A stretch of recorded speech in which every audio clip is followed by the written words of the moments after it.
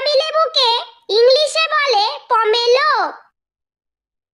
মৌসম্বি লেবুকে ইংলিশে বলে grapefruit.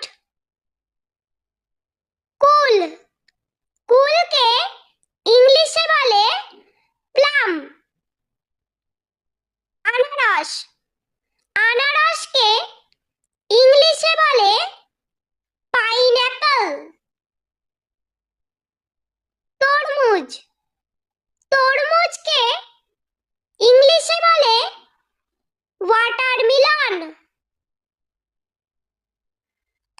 Apple